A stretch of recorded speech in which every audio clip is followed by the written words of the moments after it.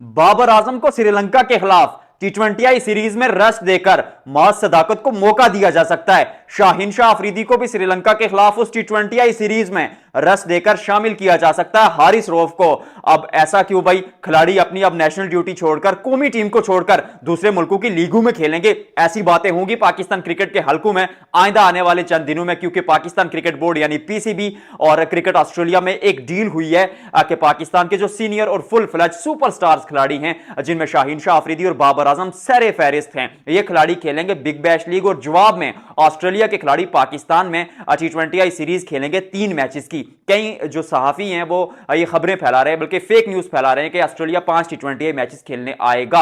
अब कैसे 5 टी20 मैचेस से खेलेगा, क्योंकि जब खत्म होगी बिग बैश लीग तो उससे और वर्ल्ड कप तक सिर्फ 13 से 14 दिनों का वक्फा बचता है। अब उन मैचेस में, उन दिनों में अगर देखा जाए तो सिर्फ 3 मैचेस ही हो सकते हैं, क्योंकि ऑस्ट्रेलिया की टीम पाकिस्तान आएगी। बैक टू बैक मैचेस तो आप खेलते नहीं हैं, और उन्हीं दिनों जो सीरीज थी न्यूजीलैंड और साउथ अफ्रीका की 5 टी20 मैचेस की, उसको 3 मैचेस की कर दिया गया है। मतलब उन्हीं दिनों में एक सीरीज थी, उसको 5 से कम करके 3 में कर दिया। तो पाकिस्तान कैसे 5 टी20 मैचेस की सीरीज खेलेगा, और सामने ऑस्ट्रेलिया जैसी प्रोफेशनल टीम है जो वर्ल्ड कप से पहले अमूमन रेस्ट लेते हैं। एक रास्ता पाकिस्तान के पास बचता है, जिसके बारे में जो मेरा एक तज्जिया कह रहा है कि शायद पाकिस्तान क्रिकेट बोर्ड ऑस्ट्रेलिया से कहे कि आप श्रीलंका में ही हमारे साथ टी20 सीरीज खेल रहे हैं, क्योंकि श्रीलंका के साथ पाकिस्तान के ताल्लुकात अच्छे हैं। वर्ल्ड कप भी पाकिस्तान वही खेल रहा है अपने मैचेस, और उसके अलावा पाकिस्तान की टीम श्रीलंका के खिलाफ भी 3 टी20 मैचेस की सीरीज खेलने श्रीलंका जाएगी, तो वहां एक रास्ता बन सकता है। अदरवाइज ऑस्ट्रेलिया की टीम पाकिस्तान आती हुई मुझे नजर नहीं आ रही। आप स्क्वाड की तरफ चलते हैं कि पाकिस्तान के स्क्वाड में अगर बाबर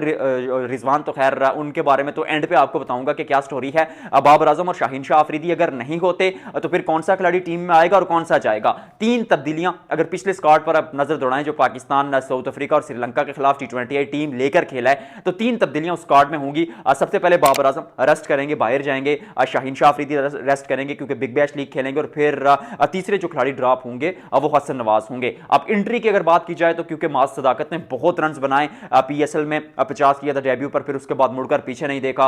अगर नजर दौड़ाई जाए तो फिर हांगकांग सुपर सिक्सेस हो या फिर यूथ जो एशिया कप हुआ था, rising star emerging Asia cup, वहां रन बनाए थे। भारत के खिलाफ तने तनहा मैच जितवा दिया था। उसके अलावा अगर बल्ले उनकी बात की जाए डोमेस्टिक क्रिकेट में तो 7 मैचेस में 300 से ऊपर रन बनाए। प्रेसिडेंट कप में, काइजन ट्रॉफी में खेले जितने मैचेस, वहां पर परफॉर्म किया। फर्स्ट क्लास क्रिकेट में 100 बनाया था, तो लड़के ने परफॉर्म किया है, तो वो ऑटोमेटिक आ जाएंगे। और पाकिस्तान में जो टीम बनती है वो फैन बेस प्रेशर पे, पीआर कंपनियों के प्रेशर पे, जो जर्नलिस्ट प्रोपोगेंडा करते हैं, वो नोट बटो मतलब ये यार कहना नहीं चाह रहा, लेकिन वो लिफाफा लेकर जो है ना, वो जो क्या कहते हैं, मुहिम करते हैं, एक तहरीक चलाते हैं, कैंपेन करते हैं, उस पर टीम बनती है। दैट इज द रियलिटी, आप माने ना माने, क्योंकि मैं भी एक जर्नलिस्ट हूं, मैं इसी फैमिली से हूं, और मैं तो डिग्री करके प्रॉपर आया हूं फील्ड में, और मुझे पता है कि मीडिया की इस गोरख धंधे में क्या क्या होता है। तो माज सदाकत आ जाएंगे, उनको मौका मिल सकता है, और उसके अलावा इंटर किया जाएगा हारिस रऊफ को, क्योंकि बिग बैश लीग में बहुत लाजवाब परफॉर्म किया। और श्रीलंका में जब आप जाएंगे वर्ल्ड कप खेलने, तो वहां पर जो पिचेस हैं वो स्पिन को सपोर्ट करेंगी। अब उन स्पिन पिचेस पर आपको 130-35 वाली गेंदबाजी वाला गेंदबाज नहीं चाहिए, वहां पर आपको एक ऐसा गेंदबाज चाहिए जो 145-150 तक डालता हो। हारिस रऊफ आपके पास ऑप्शन है, तो कोचेस चाहते हैं एक दफा फिर मौका दिया जाए, हारिस रऊफ आ जाएंगे। और फिर शादाब खान को तो आपने वापस लाना ही है, क्योंकि आपकी मैनेजमेंट ऑलराउंडर्स को बहुत पसंद करती है।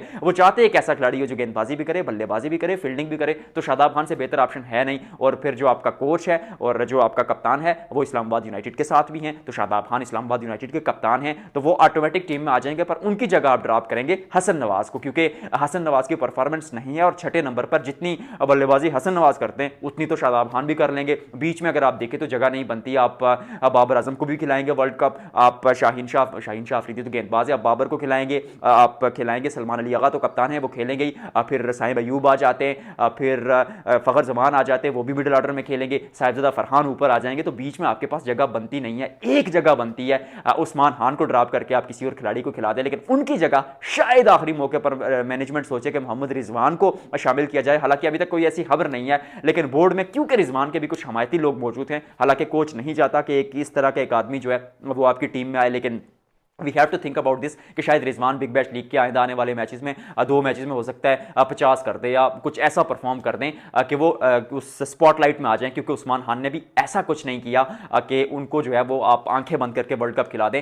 एक जो चीज़ उस्मान खान के हक में जाती है वो ये जाती है कि वो स्पिन को अच्छा खेलते हैं, और श्रीलंका में जब आप खेलेंगे तो आपको एक ऐसा बल्लेबाज चाहिए होगा जो स्पिन को अच्छा खेले, तो उसके लिए आपके पास ऑप्शन बचता है उस्मान खान का। रिजवान के बारे में मुझे नहीं लगता, शायद आप रिजवान को वर्ल्ड कप खेलते हुए ना देखें, लेकिन एक मौका शायद ऑस्ट्रेलिया के खिलाफ या फिर शायद श्रीलंका के खिलाफ उस सीरीज में मौका दे दिया जाए। अदरवाइज जो टीम है वो ऑलमोस्ट सेम ही रहेगी।